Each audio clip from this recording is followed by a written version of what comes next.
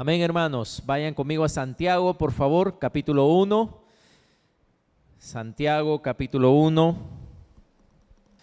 Como se ha visto en esta semana, ¿no? Se comparaba lo que había pasado acá en nuestro país contra lo que había pasado en Ecuador. En Ecuador no había pasado nada, a pesar que ellos tienen las mismas lluvias y todo. ¿Por qué? Porque ellos se prepararon, ¿no? Se prepararon sus ríos, prepararon canales, construyeron. Así que no han sufrido ninguno de los agricultores de allá, han sufrido lo que se ha sufrido para este lado, ¿no? Así que esto muestra que la preparación es muy importante, ¿no? Prepararse para algo o mentalizarse para algo es muy importante. Yo creo que todos nosotros lo hemos hecho en algún momento, ¿no? Como cuando nos preparamos para un examen, ¿no? Cuando había un examen, uno se preparaba, ¿no? Se estudiaba, vamos a decir, si tú apareces nomás al examen, o si puede ser un examen como de admisión, por ejemplo, ¿no? Tú tienes que prepararte, ¿no? Hay academias que te preparan para un examen de admisión. Para una entrevista de trabajo, ¿tienes que prepararte? También un poco, ¿verdad? Tienes que saber más o menos qué decir, qué hacer, qué vas a contestar, etcétera, etcétera. Para una prueba física tienes que prepararte, si vas a correr, si vas a nadar, etcétera, etcétera. Y con la ayuda de Dios, ¿ustedes creen, hermanos, que nosotros podemos estar preparados para las pruebas? Preparados para las pruebas, ¿verdad? Así como nos preparamos para muchas cosas, yo creo que en esta tarde vamos a estar viendo cómo la palabra de Dios nos habla de que debemos de también estar preparados para las pruebas, para que cuando las pruebas vengan no nos ocurra lo que ocurre cuando no estamos preparados, que siempre hay pérdidas, siempre hay males, desastres, etcétera, sino que si estamos preparados, las pruebas puedan cumplir el propósito para el cual Dios la permite. Y para eso les decía que me acompañen acá al libro de Santiago. Vamos a estar viendo este primer capítulo. Versículo 1 dice: Santiago, siervo de Dios y del Señor Jesucristo, a las 12 tribus que están en la dispersión o que están dispersos. ¿Qué les dice? Salud. No está brindando por si acaso, ¿no? ¿No? Como todos los que les gusta el trago. ¿Qué parte de la Biblia se conocen? Cuando Jesús, ¿qué hizo? ¿Verdad? Esta semana estuve en una casa y igualito escuché, pero si Jesús, ¿no? Así que acá tienen otro versículo para ellos donde Santiago, ¿qué dice? Salud, ¿no? Entonces estaban tomando, seguro te van a decir, ¿no? No, salud es un saludo. Es como que digan, no, una bendición, no, Dios te bendiga. Salud es un saludo. Antes de continuar, queremos ver que el tiempo y el contexto de este pasaje, porque es importante el contexto para poder saber el peso de las palabras, ¿no?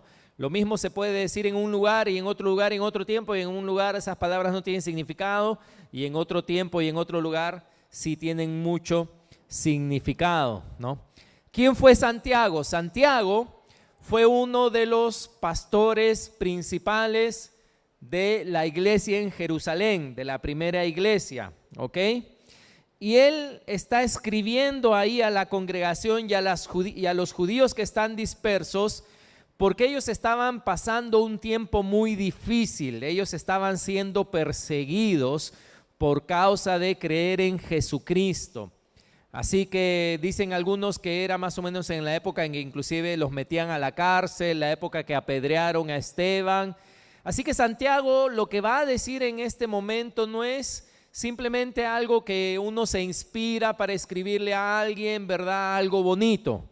No, Santiago es ese pastor que cuida de su gente y que lo que quiere decir es porque él sabe lo que la gente está pasando, lo que su audiencia está pasando. Y como decía, estaban pasando pruebas, dificultades, y como les dije en principio, este mensaje tiene que ver con prepararnos para las pruebas, ¿ok?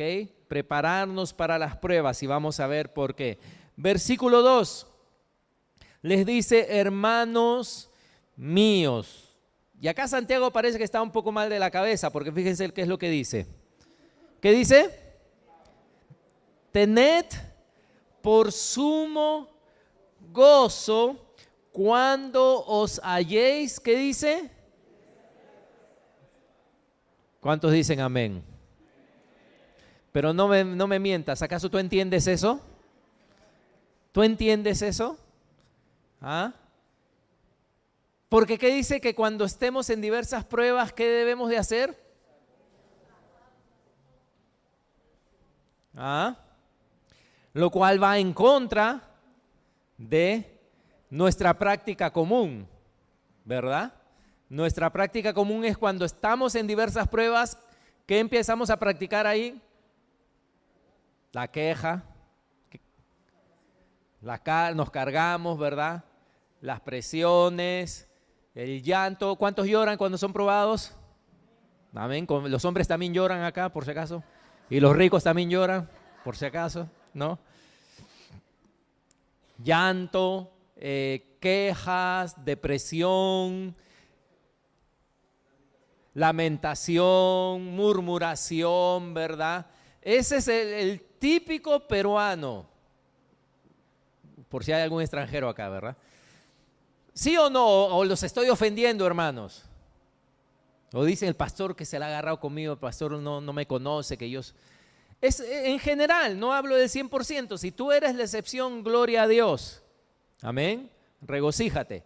Pero normalmente, cuando uno está pasando por diversas pruebas, la cara te delata, ¿no? La cara te delata, el caminar te delata. ¿Has visto cómo camina la gente cuando está cargada, ¿no? Los hombros hacia adelante, los pies ¿cómo? Arrastrándolos un poco y la mirada arriba. No, ¿dónde? Abajo, ¿sí o no? Tú lo ves por la calle, ¿no? Y está caminando así. Hasta la caminada te delata, ¿no? Te delata cuando sí estás todo deprimido, ¿no? Cuando alguien está gozoso, ¿cómo camina? ¿Ah? Erguido, ¿no? Sacando pecho, feliz, ¿no? Mirando a todas partes, ¿verdad? Cantando de repente y hasta con una sonrisa en la cara. Pero por eso decía acá este libro, este mensaje, porque recuerden, este es el pastor Santiago enseñándole a su pueblo, ¿ok? Este no es una carta que él simplemente va a enviar a alguien que él no conoce o que él no sabe lo que están pasando. Él sabía lo que estaban pasando, él vivía en el mismo lugar donde estaban aconteciendo las cosas, ¿ok? Él no está escribiéndole a los que han sufrido en otro lado mientras él está teniendo todo. No, él también está en el mismo lugar con ellos. Por eso se identifica, les dice hermanos míos. Y les dice que tengan por sumo gozo cuando os halléis en diversas pruebas. Tiene que haber alguna razón, ¿sí o no? Que tú puedas gozarte cuando estás pasando por pruebas. ¿Cuántos quieren conocer la razón? Amén. Tiene que haber una razón. Y aquí da la razón en el siguiente versículo. ¿Por qué? Dice, sabiendo, ¿ok? Sabiendo ¿qué quiere decir? Que tienes que, ¿qué? Es algo que Él te está diciendo que esto es lo que tienes que saber. Sabiendo, ¿qué cosa tengo que saber? Dice, que la prueba de vuestra fe produce paciencia. ¿Cuántos hemos orado y le hemos dicho, Señor, dame paciencia? ¿Cuántos han orado alguna vez, no? La santa paciencia, ¿no? Paciencia. Bueno, la paciencia es producida, dice acá la palabra, ¿no? Por medio de la prueba de nuestra fe. La prueba de nuestra fe produce paciencia, perseverancia, constancia. Paciencia usualmente hemos pedido, no cuando todo va bien, sino paciencia hemos pedido para poder soportar algo, ¿no? Para poder, cuando una cosa está contra de nosotros. Así que la paciencia es producto, dice, de la prueba de nuestra fe. mas tenga la paciencia su obra completa, para que seáis perfectos y cabales, sin que os falte cosa alguna. ¿Qué quiere decir? Que la única razón por la que yo me voy a gozar que estoy pasando por esta prueba es porque sé que Dios está haciendo algo en mi interior. Y Dios está usando esta prueba para producir algo bueno en mi interior. La prueba no es buena. Amén. La prueba no es buena, no seas loco. La prueba no es buena. La prueba es algo que es una presión, es algo que no se desea, es una prueba, no es una circunstancia contra ti. Pero tú te puedes gozar porque sacas tus ojos de la prueba y miras a Dios y Dios te dice, mira, ¿sabes qué, hijo mío? Yo estoy permitiendo esta prueba en tu vida porque yo voy a producir algo en ti que no se puede producir de otra forma. Entonces tú te alegras. Entonces puedes gozarte no por la prueba en sí, sino porque Dios está haciendo algo por medio de la prueba. Acá dice, produce, ¿no? Produce paciencia. Y dice acá que debes de tener por sumo gozo cuando os halléis en diversas pruebas. ¿Ustedes pensaban que era una prueba? Hay diversas pruebas. Hay pruebas económicas. De repente alguien acá está pasando por una prueba económica. Hay pruebas de salud, ¿no? De repente acá también hay alguien que está pasando por pruebas de salud. Hay pruebas familiares, ¿no? De conflictos familiares.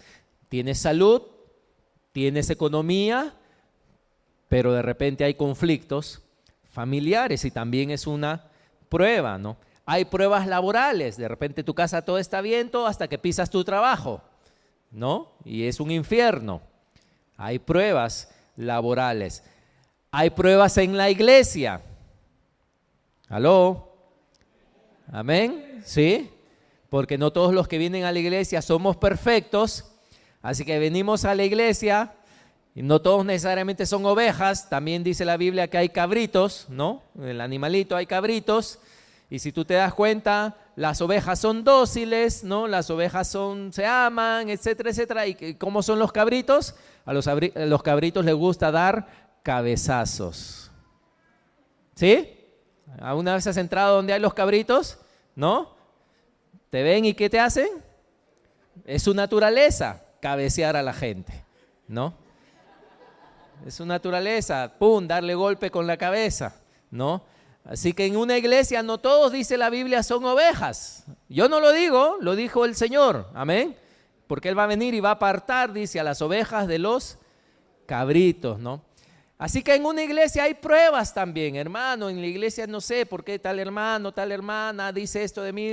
Son pruebas también, pero se supone que la iglesia debería ser el lugar donde menos, ¿verdad? Uno debería de esperar pruebas y yo también voto por eso, ¿no? Dime dónde poner mi votación. Yo también voto porque la iglesia sea el lugar donde no deberían de haber ninguna prueba, debería ser el cielo en la tierra. Pero el cielo es el cielo porque está Dios y ángeles, no porque estás tú. Amén. Y por eso el Señor tiene que santificarnos para llevarnos al cielo, no nos puede llevar así. Así que hay pruebas también en la iglesia.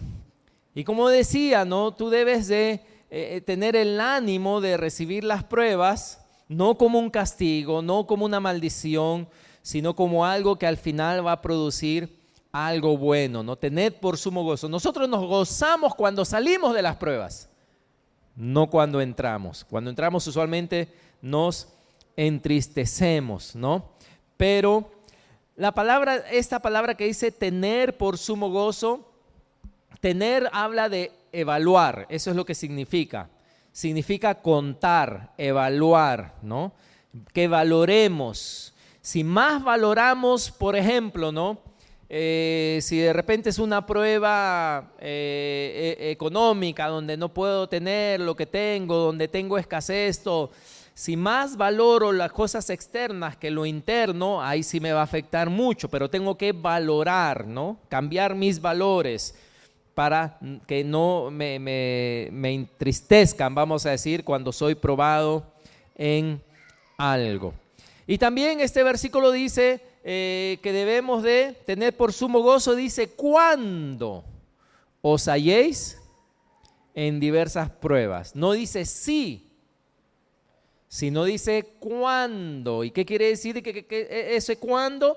Ese cuándo quiere decir que tarde o temprano a todos nos va a suceder, ¿no? Jesús dijo que mientras estemos en este mundo íbamos a tener ¿qué? Aflicción, pero que debíamos de confiar en Él, que Él había vencido al mundo. Amén. Eso está en Hechos 16:33. Y también la palabra nos dice que cuando los discípulos fueron confirmando, los apóstoles fueron confirmando a los discípulos, dice que les dijeron, es necesario que a través de muchas tribulaciones entremos en el reino de Dios. Nadie dice amén, ¿verdad? Nadie dijo gloria a Dios, nadie dice amén. ¿Se dieron cuenta? Nadie responde positivamente a esos versículos porque nos hablan de las pruebas que usualmente nadie quiere. Pero como decía, tenemos que estar preparados, ¿ok? Prepárate para lo que viene, prepárate para las pruebas. ¿Por qué? Porque es más pesada la prueba cuando tú estabas caminando simplemente ingenuamente, ahí sin pensar nada, ¡boom! Y de repente te viene la prueba, ahí sí viene, no estabas preparado, ahí no sabes qué hacer, ahí no puedes prevenir, etcétera, etcétera. La preparación hace una gran diferencia. Es como si tú estás caminando en la calle, no sé si alguna vez te ha pasado, si tú estás caminando en la calle y escuchas disparos, ¿no? Disparos en la calle, ¿qué haces? Al suelo, ¿verdad? ¿Qué más? Corro, ¿verdad? En sentido contrario donde están disparando, ¿no? De repente, bueno, fuera que solo gritas, ¿no? Gritas, corres, lloras, etcétera, etcétera, porque te agarró desprevenido. Cuando un soldado escucha disparos, ¿qué hace? ¿Ah? De repente se tira al piso primero, pero de ahí ¿qué hace? Corre, ¿hacia dónde? Hacia donde están disparando, mientras todos están yendo, ¿no? Él más bien se preocupa porque ha sido entrenado a lidiar ¿con qué? Con los disparos, ¿no? Es como ese hombre que estaba un poco mal y empezó a matar gente, ¿no? ¿Quién al final lo detuvo? Alguien que estaba ¿qué? Preparado, mientras que el resto no estaba preparado. Amén. Por eso igual tenemos que estar preparados ante las cosas que nos suceden en el diario vivir para saber reaccionar como debemos reaccionar. Porque todos los días nosotros experimentamos, aunque sea un poco, de los efectos del pecado sobre este mundo. Los efectos del pecado en la creación, ¿no? Los problemas ambientales, que llueve, que calor, que frío, que esto, que el otro.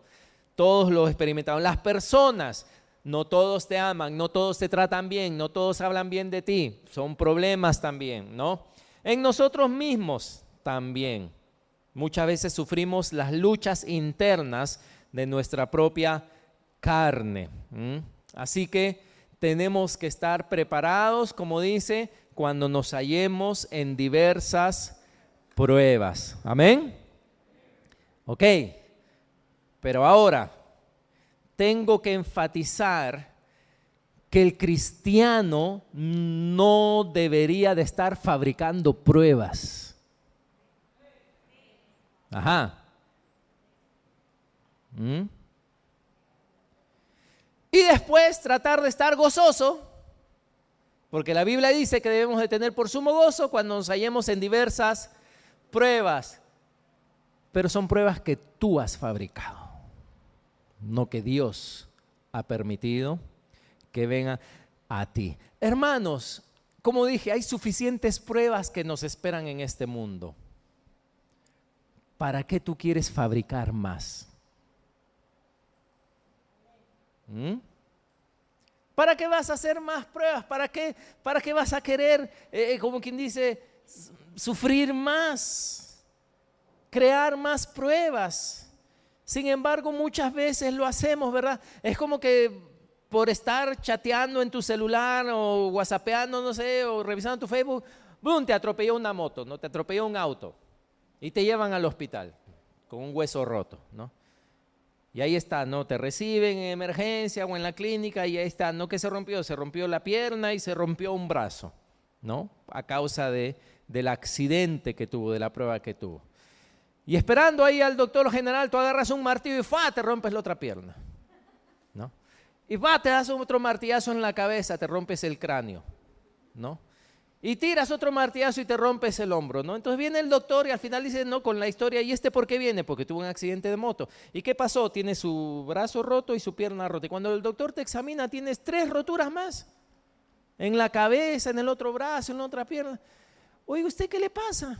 ¿Tú qué dirías de esa persona? ¿Esa persona está loca, no? Porque él solo se está infligiendo, se está dando a sí mismo dolores extras. Hermanos, en esta vida hay suficientes pruebas ya. Ya hay, claro, ya hay. Como decía, vivimos en un mundo caído. Vivimos rodeados de gente caída. Gente te va a mentar la madre por las puras. Gente te va a cerrar por las puras. El cobrador te va a empujar por las puras. Gente te va a estafar por las puras.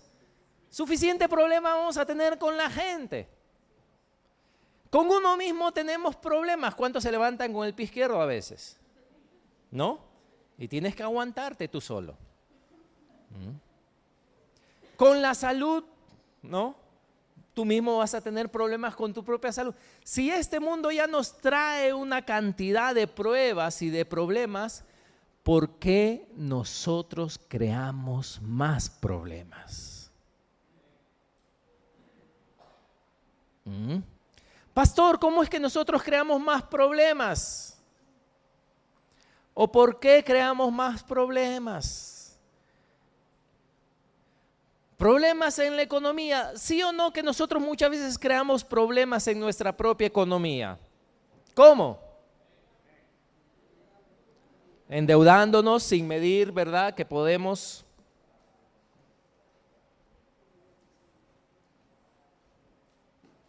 ¿Qué más?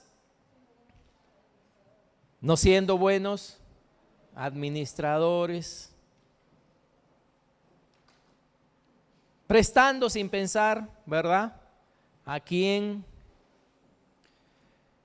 Gastando más de lo que debemos, no leyendo las letras pequeñas en esas tarjetas que nos ofrecen todo, ¿no? Señor, ¿no? Tenemos un crédito para usted. 1,000 soles para usted, ¿no? Uy, 1,000 soles, sí. ¿Con qué? Su firma nomás y su cara. Nada, es lo único que necesitamos. Nada más. La sola firma de DNI. ¿Y ahí cuánto terminas pagando? 3,000, ¿verdad? Son unos asaltantes algunos. Ay, Dios, ¿por qué me mandas esta prueba? Y Dios dice, habrá sido otro Dios, pero yo no fui. ¿No? Pruebas en las relaciones. Ay, Señor, ¿por qué tengo problemas? Porque bienaventurados los mudos.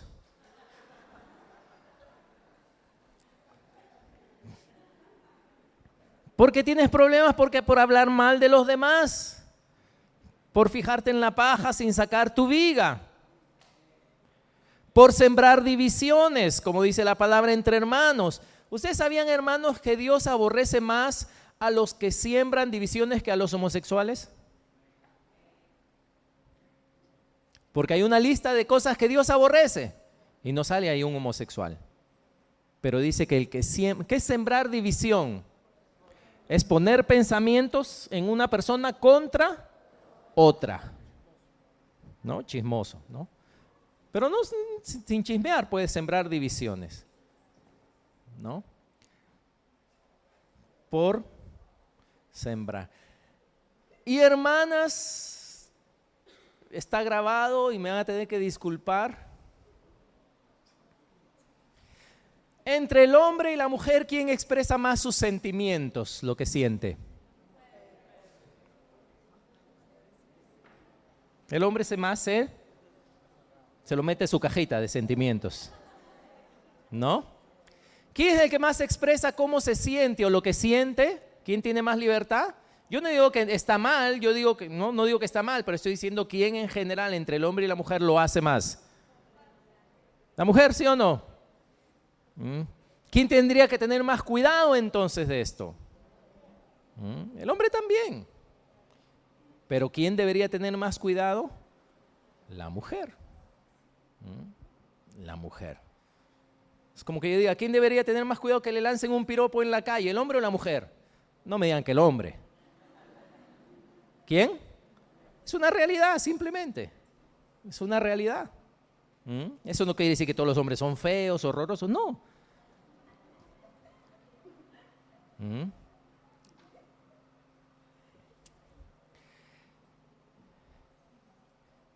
Tratando mal a la familia, ¿verdad? A la esposa. Dice la palabra que Dios no escucha tus oraciones si tú tratas mal a tu esposa. ¿Cuántos dicen amén? Ese amén fue más debilucho. Entonces vas a traer problemas, como decía, no, problemas a tu vida, pero que no es que Dios te los ha mandado, sino son cosas que tú has creado, fabricantes de problemas, hermano. A veces somos fabricantes de problemas. Porque aparte de todos los problemas que nos trae esta vida, fabricamos más problemas, nos gustan los problemas. Nos entremetemos en lo ajeno, como dice la Biblia. No sé si has leído ese versículo. Entremetiéndose en lo ajeno. ¿Por qué te metes? ¿Quién te dio vela en este entierro? No seas metiche, no es tu problema. Nadie ha pedido tu ayuda, tú no te llamas Jesús. Amén. Y por meterse en lo ajeno, adivina qué pasa. Problemas.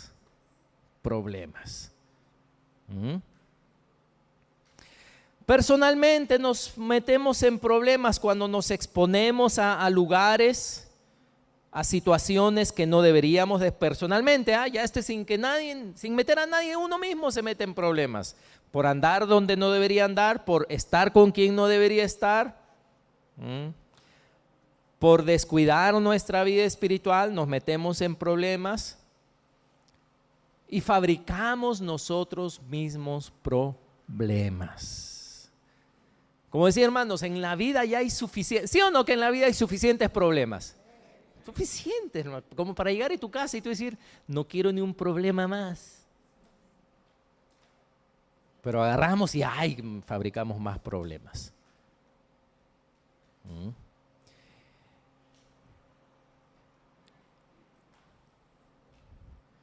¿Por qué me pasa eso, Dios? ¿Por qué me meto en problemas?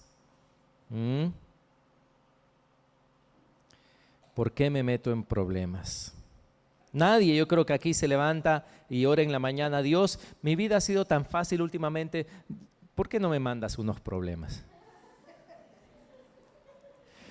Estoy seguro que ninguno nunca ha hecho esa oración, ¿sí o no? Porque ya hay suficientes problemas en la vida.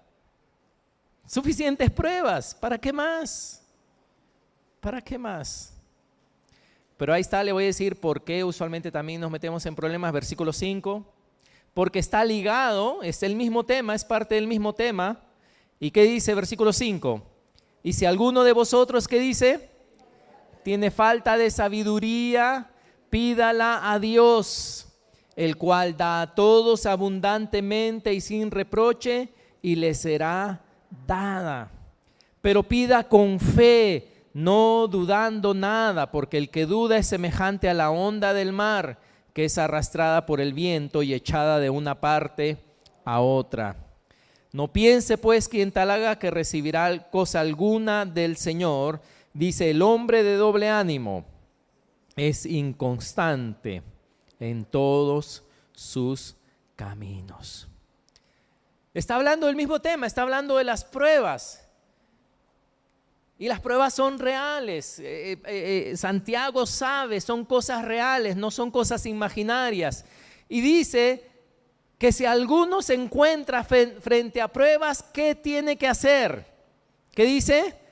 Pida sabiduría a Dios, clame a Dios, ore a Dios. Es lo primero que Dios espera que hagas. Amén. Sabiduría es el uso correcto del conocimiento. Tú puedes conocer mucho, puedes estar en la iglesia, conocer mucho de Dios, todo, y aún así tomar decisiones incorrectas. Necesitamos sabiduría más que fortaleza. Necesitamos sabiduría más que gracia. Necesitamos sabiduría más que la liberación de nuestros problemas. ¿Para qué? Para poder ver la oportunidad que Dios nos está dando en medio de esta prueba. Cuando yo puedo saber esta prueba, qué es lo que está produciendo en mí, hacia dónde me quiere guiar, cuando Dios me da la sabiduría, entonces yo puedo tener gozo inclusive pasando esa prueba.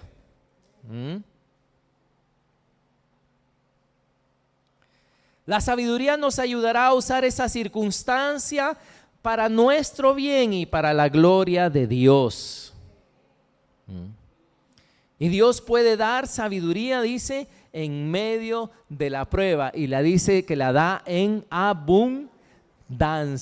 Pastor, ¿por qué, vamos a decir, por qué soy una fábrica de pruebas? Porque no tiene sabiduría. No tiene sabiduría. Porque hablamos cuando deberíamos de callarnos. Nos callamos cuando deberíamos de hablar. Hacemos cuando no deberíamos de hacer. Necesitamos sabiduría de parte de Dios para poder saber qué es lo que tenemos que hacer. Y si alguno necesita sabiduría, aparte de pedirle a Dios, ¿verdad? Tienes que buscarla. Inclusive hay un libro completo, ¿no? El libro de Proverbios, lleno de sabiduría. Y Proverbios justamente dice, este libro es escrito para los que necesitan sabiduría. Este libro es escrito para los ignorantes, para los jóvenes, para los de doble ánimo. ¿Para qué? Para que aprendan sabiduría. Sabiduría ante todo, dice, ¿no? Porque cuando uno no adquiere sabiduría, el ciclo otra vez se vuelve a repetir. Volvemos a la misma prueba. Y otra vez, Dios la prueba. No, no es Dios la prueba. No es Dios la prueba. Somos nosotros fabricando pruebas. Versículo 9. Seguimos avanzando. ¿Están ahí, hermanos, todavía? Sí, están siendo probados hoy día, ¿verdad? Versículo 9 dice, el hermano que es de humilde condición. ¿Qué quiere decir de humilde condición?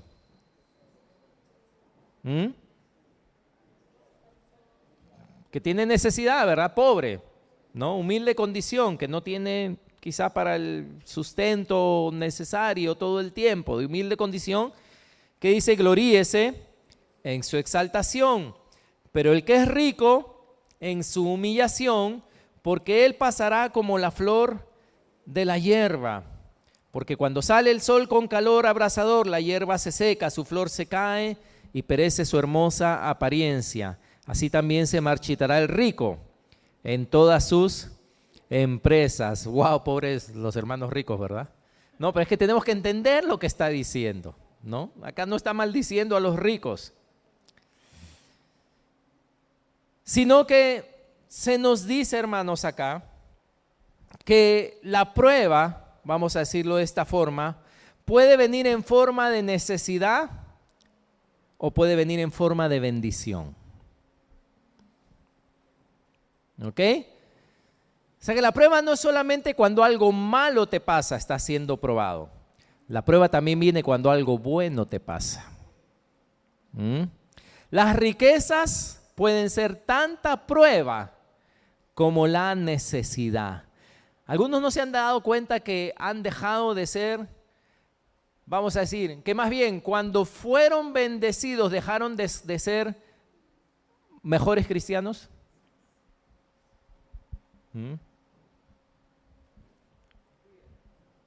¿Por qué? Vamos a ver por qué. Es una prueba perder el trabajo, ¿verdad? Uy, perdí el trabajo. ¿Y ahora, Señor, qué hago? ¿Y ahora qué hago? ¿Sabes qué? Eso es tanto prueba como que te suban el sueldo.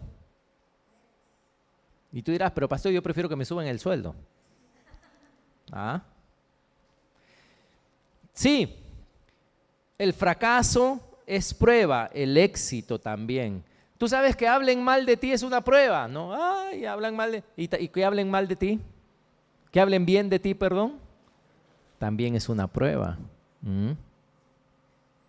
La enfermedad como la salud, todos presentan una oportunidad para probarnos y crecer o para ser tentados y caer.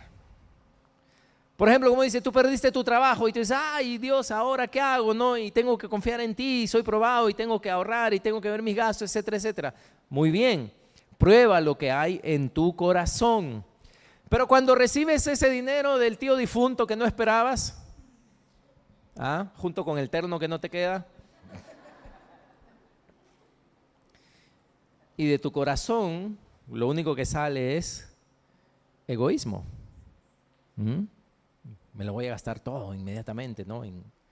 Y fuiste probado y pecaste.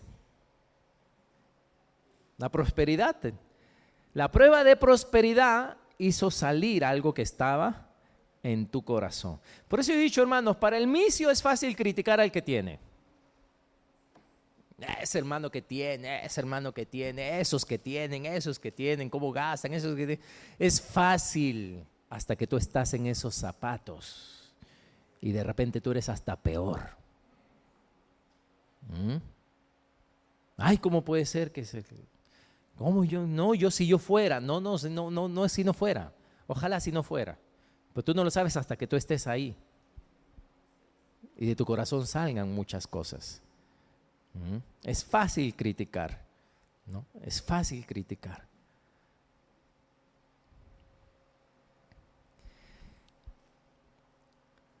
El orgullo, el menosprecio. Cuando la gente te dice, ay, esto, lo otro, cuando la gente te alaba, como te decía, ¿no? Eres probado. Igual. Versículo 13. Cuando alguno es tentado, ¿qué dice? No diga que es tentado de parte de Dios, porque Dios no puede ser tentado por el mal, ni Él tienta a nadie, sino que cada uno es tentado cuando de su propia concupiscencia es atraído y seducido. Entonces la concupiscencia, después que ha concebido, da a luz el pecado, y el pecado siendo consumado, da a luz la muerte. Ahora, hermanos, creo que acá ya se hace más clara la diferencia entre lo que es prueba y tentación.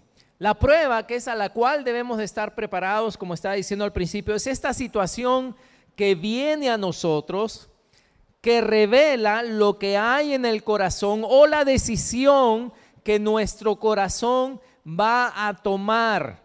La prueba puede llevarte a ti a un crecimiento espiritual, a una madurez espiritual, o la prueba puede hacer, si tú lo permites, que tu corazón sea dirigido a la tentación y al pecado.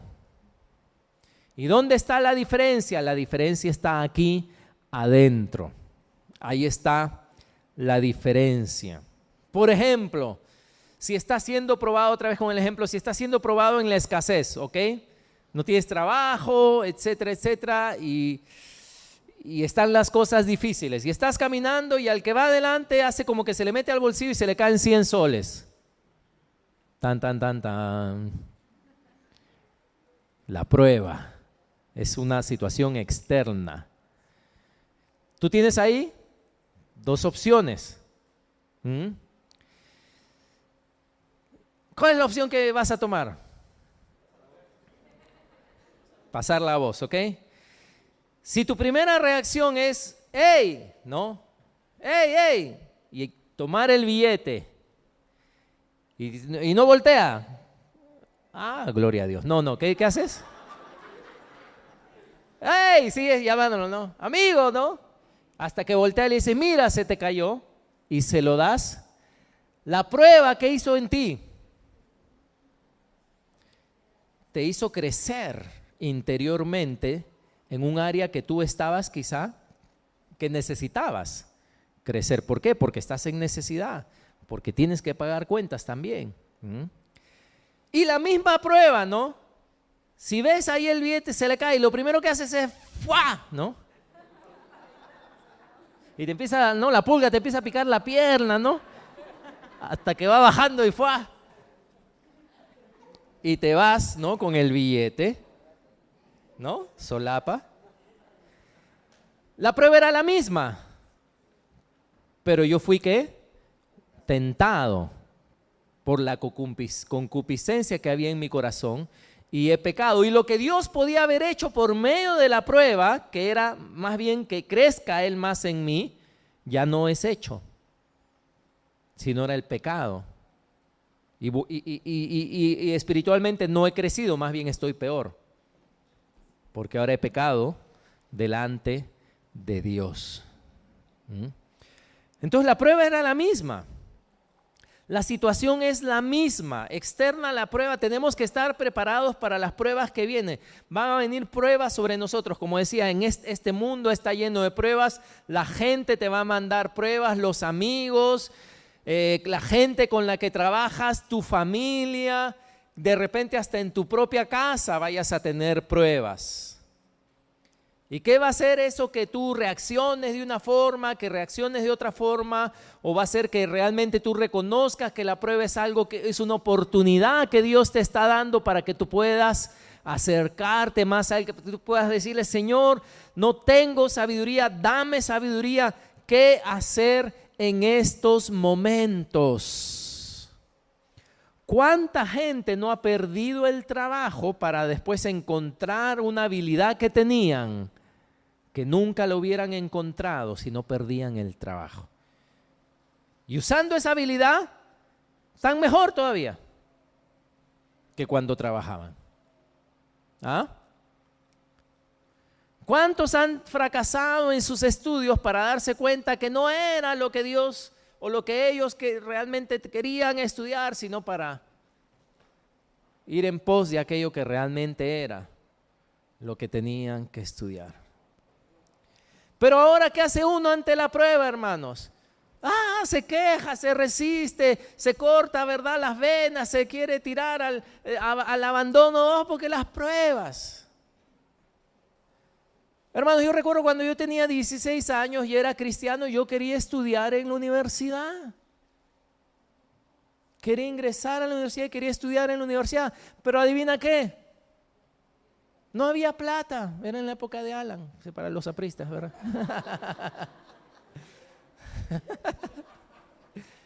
No había plata. ¿Ustedes se acuerdan la inflación de esas épocas?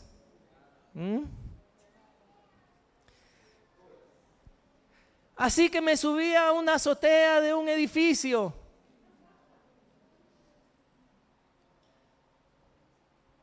No sucedió eso, es mentira, ¿no? Pero algunos de ustedes hubieran dicho, uy, pobrecito, ¿verdad? Se subió a la azotea de un edificio y se paró al borde, contemplando a ver si de repente se lanzaba del edificio. ¿Por qué? Porque no podía estudiar en la universidad.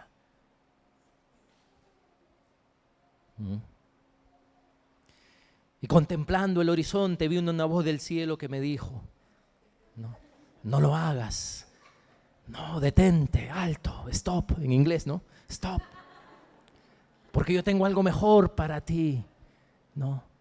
Mira adelante, sigue adelante, camina, no te lances, ¿no? No, no pasó nada de eso.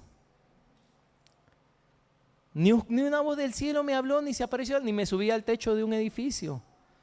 Bueno, no se puede, pues. ¿Qué se va a hacer? ¿Robar? No soy bueno para robar. Quizá los que eran buenos para robar hubieran sido tentados, ¿verdad? Voy a sustentarme mis estudios con el sudor del de enfrente, ¿no? Pero no soy bueno, no. Mis padres me han criado medio honrado, no soy narco, no puedo generar ingresos, no estudiaré, pues Señor, tú sabrás qué haces. ¿Ah? Tú sabrás qué haces. Y una amiga de mi mamá le dijo, ¿y tu hijo qué está haciendo? Ya terminó el colegio, ¿qué está haciendo? Y él dijo, no está haciendo nada. Y él dijo, yo tengo una academia de inglés. Yo sé que ustedes tienen necesidad, ustedes no tienen para pagar, ¿sabes qué? Mete a tu hijo, yo le doy la beca para que estudie inglés ahí.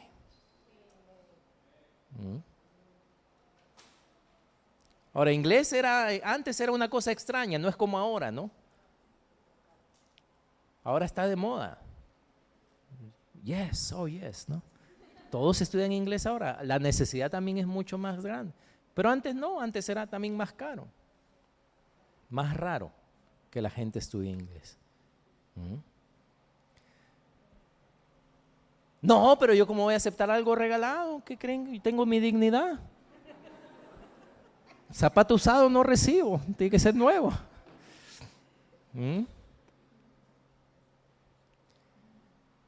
A estudiar inglés, ¿no? Das tu examen, tú piensas que te van a poner, bueno, en el colegio, mejor no cuento esa historia, ¿no?, de mi vida, pero no, me pusieron desde el principio, ¿no?, a estudiar inglés. Después de más o menos 3 años, 2-3 años, ya pude seguir una carrera, si se puede decir así, no técnica, computación. Pero al final, adivinen el inglés todo lo que hizo el inglés.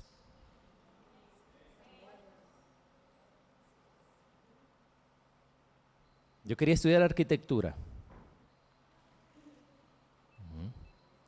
Tuvo que venir un obstáculo, tuvo que venir una dificultad para yo poder ni buscar, sino para que Dios abra una puerta, ¿verdad?, de lo que realmente él iba a saber que iba a ser más útil para él y para, en general, una bendición, ¿verdad? Y para ustedes de repente también. Que ser un arquitecto. Y si eres un arquitecto, gloria a Dios, úsalo para el Señor. Y si eres ingeniero y si eres lo que sea, gloria a Dios. Amén. No estoy diciendo que esas cosas no son buenas. Y si puedes estudiar en la universidad, gloria a Dios. Pero si la prueba es que no puedes estudiar porque no tienes dinero, porque pide sabiduría a Dios. Pide sabiduría a Dios. Él puede abrir algo, una puerta para ti, que al final va a ser mucho mejor. Pero por eso decía, ¿qué hacemos ante las pruebas? ¿Cómo nos preparamos ante las pruebas? Las pruebas no te hacen pecar, amén. Ay, es que como se le cayó los 100 soles, por eso pequé. No, porque no era la única opción. Tenías otra opción, que era pasar la prueba, como decía, para que Dios haga toda su obra en tu vida, ¿no? Para que seas completo, como dice, para que no te falte nada. Así que la prueba no te hace, por eso dice Dios, hermanos, Dios no tienta a nadie. Amén. Dios no tienta a nadie, ni Él puede ser tentado. Y versículo 16, ya terminando, dice, amados hermanos míos, no erréis. Toda buena dádiva y todo don perfecto, ¿qué dice? Desciende de lo alto del Padre de las luces, en el cual no hay mudanza ni sombra de variación, y Él de su voluntad nos hizo nacer por la palabra de verdad, para que seamos primicias de sus criaturas. ¿Qué quiere decir esto, hermanos? Que en medio de tu prueba, Dios te da lo necesario para que tú puedas mantener una perspectiva correcta de quién es Dios. Si, no, Dios, ¿por qué? No, no es Dios, es la prueba. Dios está ahí arriba brillando. Él es el Padre de las luces, ¿ok? Dios está bien y Él es tu Padre. Y Él quiere darte sabiduría abundante para que pases la prueba. La prueba no es Dios. Si tú identificas bien, la prueba no es Dios. No te la agarres con Dios. Dios, uno dice, no, pero ¿por qué estoy enfermo, Dios? Dios no es un virus. Dios no es una bacteria. Dios no es una enfermedad. ¿Por qué estoy enfermo? A veces no hay explicación. En este mundo a veces no hay ni explicación. Ni quién te lo contagió, ni cómo te enfermaste. Si el virus es invisible, no se ve. No puedes explicarlo. De repente has sido mal alimentado. De repente culpar a alguien, quién sabe. Pero no es Dios. La prueba no es Dios. Dios, ¿por qué perdí el trabajo? ¿Por qué? Porque tu jefe es pagano, es un inmundo. Porque es malo, simplemente. No es Dios. ¿Por qué perdiste el trabajo? Porque esa persona que es el jefe es un impío. Dios, ¿por qué se han salido tantos ríos? ¿Por qué? Por todo el dinero se lo han gastado en otras cosas o no han sido personas sabias de hacer lo que tenían que hacer. Simplemente el dinero estaba allí. Porque toda la gente piensa, Dios no tiene nada que ver en el asunto. No es culpa de Dios. Y tú y yo en la prueba tenemos que mantener esa perspectiva porque no vayamos a ser tentados como el pueblo de Israel cuando pasaba hambre, cuando pasaba de decir, Dios, ¿por qué nos has hecho esto? ¿Por qué nos has hecho lo otro? ¿Por qué nos has sacado acá para morir? No es Dios. Y tenemos que mantener la perspectiva correcta delante de Él. Pónganse en pie, amados hermanos.